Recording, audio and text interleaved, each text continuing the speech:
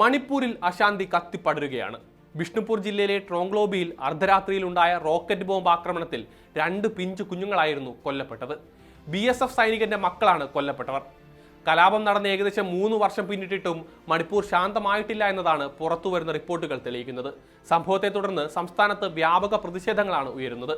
ഇത്രയും കാലം കഴിഞ്ഞിട്ടും എന്തുകൊണ്ട് മണിപ്പൂരിൽ സമാധാനം പുനഃസ്ഥാപിക്കാനായില്ല? നിലവിലെ സംഘർഷങ്ങൾക്ക് പിന്നിലെ കാരണങ്ങൾ എന്തൊക്കെയാണ്? വിശദമായി നോക്കാം. സ്വാഗതം ഇൻഡെപ്തിലേക്ക്.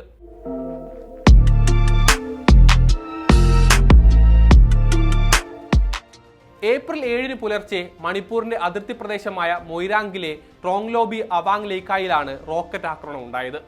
അതിർത്തി സുരക്ഷാ സേനാംഗങ്ങളിൽ ഒരാളുടെ വീടിന് മുകളിലായിരുന്നു റോക്കറ്റ് പതിച്ചത്. ഉറങ്ങിക്കിടക്കുകയായിരുന്ന 5 വയസ്സുകാരനായ ആൺകുഞ്ഞും ഏതാനും മാസം മാത്രം പ്രായമുള്ള പെൺകുഞ്ഞും ആ ആക്രമണത്തിൽ കൊല്ലപ്പെട്ടു. ആക്രമണ സമയത്ത് കുട്ടികൾക്കൊപ്പം ഉണ്ടായിരുന്ന മാതാവിനും സ്ഫോടനത്തിൽ ഗുരുതരമായി പരിക്കേറ്റു. ഇംഫാലിലെ ആശുപത്രിയിൽ ചികിത്സയിൽ കഴിയുന്ന ഇവരുടെ നില അതീവ ഗുരുതരമാണെന്നാണ് റിപ്പോർട്ട്.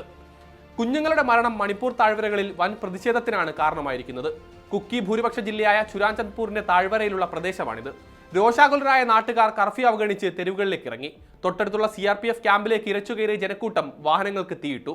പോലീസ് ഔട്ട്പോസ്റ്റും 2 ഓയിൽ ടാങ്കറുകളും കത്തിച്ചു. പ്രതിഷേധക്കാരും സുരക്ഷാ സേനയും തമ്മിൽ വിവിധ ഇടങ്ങളിൽ ഏറ്റുമുട്ടലുണ്ടായി. പ്രതിഷേധക്കാരെ പിരിച്ചുവിടാൻ സുരക്ഷാ സേന നടത്തിയ വെടിവയ്പിൽ നിരവധി പേർക്ക് പരിക്കേറ്റതായും മരണം സംഭവിച്ചതായും റിപ്പോർട്ടുകളുണ്ട്. ക്രമസമാധാന നില തകരാതിരിക്കാൻ ഇംഫാൽ ഈസ്റ്റ്, വെസ്റ്റ് ഉൾപ്പെടെയുള്ള ജില്ലകളിൽ സർക്കാർ അനിശ്ചിതകാല കർഫ്യൂ ഏർപ്പെടുത്തിയിരിക്കുകയാണിപ്പോൾ. കൂടാതെ ഇന്റർനെറ്റ് സേവനങ്ങളും താൽക്കാലികമായി റദ്ദാക്കിയിരിക്കുന്നു. വ്യാജ വാർത്തകൾ പ്രചരിക്കുന്നത് തടയാനാണെന്നാണ് അധികൃതരുടെ വാദം. സ്ഫോടനത്തിലും വെടിവെപ്പിലും മരിച്ചവരെല്ലാം മെയ്തേയ് വിഭാഗക്കാരാണ്. പിന്നിൽ കുക്കി വിഭാഗക്കാരാണെന്ന ആരോപണമുണ്ടെങ്കിലും മുഖ്യമന്ത്രി വൈ ഖേംചന്ദ് സിംഗ് ഇതുവരെ അത് സ്ഥിരീകരിച്ചിട്ടില്ല. ആക്രമണത്തിന്റെ അന്വേഷണം ദേശീയ ഏജൻസി ഏറ്റെടുത്തിട്ടുമുണ്ട്. ഇത് മനുഷ്യത്വത്തിനെതിരായ കടന്നാക്രമണമാണെന്നാണ് മണിപ്പൂർ മുഖ്യമന്ത്രി അപലപിച്ചത്.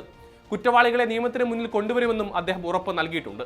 എന്നാൽ സർക്കാരിന്റെ ധനസഹായമല്ല, മറിച്ച് തങ്ങളുടെ കുഞ്ഞുങ്ങളെ കൊന്നവർക്ക് അർഹമായ ശിക്ഷയും സംസ്ഥാനത്ത് സമാധാനവുമാണ് വേണ്ടതെന്നാണ് കൊല്ലപ്പെട്ട കുഞ്ഞുങ്ങളുടെ ബന്ധുക്കൾ പ്രതികരിക്കുന്നത്. മണിപ്പൂരിലെ അവസാനിക്കാത്ത വംശീയ പോര് വീണ്ടും രാജ്യത്ത് ആശങ്കകൾ ഉയർത്തിയിരിക്കുകയാണ്. 2023 മെയ് 3 മുതൽ മെയ്തേയ്, കുക്കി വിഭാഗങ്ങൾ തമ്മിൽ തുടരുന്ന വംശീയ കലാപത്തിൽ ഇതിനോടകം 100 കണക്കിന് ആളുകൾ കൊല്ലപ്പെട്ടു കഴിഞ്ഞു. ആയിരക്കണക്കിന് കുടുംബങ്ങളാണ് വഴിയാധാരമായത്. 60,000-ലധികം പേർ അഭയാർത്ഥി ക്യാമ്പുകളിൽ ഇപ്പോഴും കഴിയുകയാണ്. കേന്ദ്ര സംസ്ഥാന സർക്കാരുകൾ സമാധാന ശ്രമങ്ങൾ നടത്തുന്നുണ്ടെങ്കിലും അതൊന്നും തന്നെ പൂർണ്ണമായി ഫലം കാണുന്നില്ല എന്നാണ് ഇടയ്ക്കിടെ ഉണ്ടാകുന്ന ഇത്തരം അപ്രതീക്ഷിത ആക്രമണങ്ങൾ വ്യക്തമാക്കുന്നത്. മെയ്തേയ് സമുദായ സംഘടനകൾ സമാധാനം തിരിച്ചുവന്നതായുള്ള സർക്കാരിന്റെ അവകാശവാദങ്ങളെ ചോദ്യം ചെയ്ത് ഇപ്പോൾ രംഗത്തെത്തിയിരിക്കുകയാണ്. രാജ്യം കാക്കുന്ന സൈനികന്റെ കുട്ടികളാണ് വീടിനുള്ളിൽ കൊല്ലപ്പെട്ടിരിക്കുന്നത്. മണിപ്പൂരിലെ മാനസിക പ്രതിസന്ധിയുടെ ആഴം വ്യക്തമാക്കുന്നതാണ് ഈ അവസ്ഥ.